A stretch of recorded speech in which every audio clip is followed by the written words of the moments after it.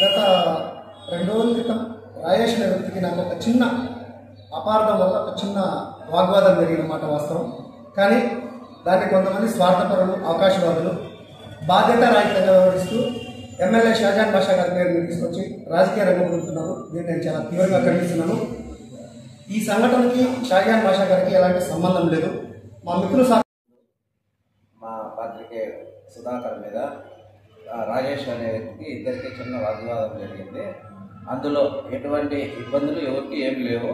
కానీ ఎమ్మెల్యే దీని మీద అండగా ఉన్నాడని ఏదేదో అపోహలు ఉన్నాయి. ఇవంతా మా కొత్త యూనియన్ చేసుకునే దానివల్ల ఈ కొత్త యూనియన్ను సర్దుకోలేక వాళ్ళు కొత్త యూనియన్ను చూసి ఓర్వలేక అనవసరమైన సోషల్ మీడియాలో ఏదేదో పెడుతున్నారు.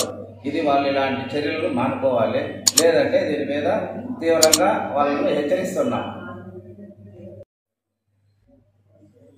సోషల్ మీడియాలో 2 రోజులుగా ఎమ్మెల్యే గారి పైన మరి మేము కొత్తగా ప్రారంభించిన ప్రెస్ క్లబ్ సీనియర్ జర్నలిస్ట్ అయిన సుధాకర్ గారి పైన అనవసరంగా లేనిపోని విమర్శలు చేస్తూ, అందులోనూ ఇసుక మాఫియా అని చెప్పి ఒక విధంగాను, మరియు ఎమ్మెల్యే గారు స్వయంగా సుధాకర్ను బెదిరించారని ఇంకో మాదిరిను, రాజేష్తో ఒప్పందం కుదరకనే సుధాకర్ను రాజేష్ ఎమ్మెల్యే గారు భయపెట్టారని మరో విధంగాను, ఈ విధంగా సోషల్ మీడియాను వాడుకుంటూ ఎమ్మెల్యే గారి ప్రజాదరణను చూసి ఓరవలేని కొంతమంది దీన్ని వేరే వేరే విధంగా మనస్పర్ధలు తీసుకొచ్చేందుకు చాలా ప్రయత్నం చేస్తున్నారు.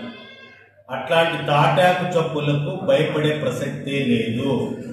మళ్ళీ మళ్ళీ చెప్తున్నాము, కొత్త ప్రెస్ క్లబ్ ప్రారంభించిన రోజు నుంచి మాకు ఎన్నో విధాలుగా మా సభ్యులని, అలాగే ముఖ్యమైన సీనియర్ నాయకుల్ని, సీనియర్ జర్నలిస్టులని టార్గెట్ చేస్తూ సోషల్ మీడియాను ఉపయోగించుకుంటున్నారు.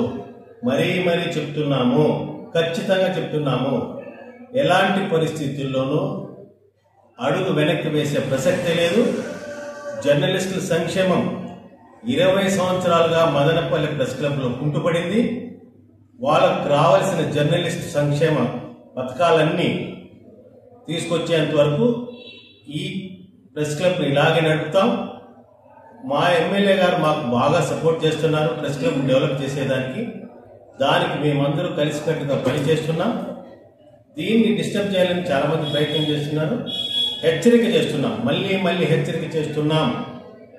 మీరు ఎమ్మెల్యేని టార్గెట్ చేసి జర్నలిస్టు సంఘాన్ని విచ్ఛిన్నం చేయాలని ప్రయత్నం చేస్తే సూర్యుని పైన ఉమ్మినట్లే అవుతుంది.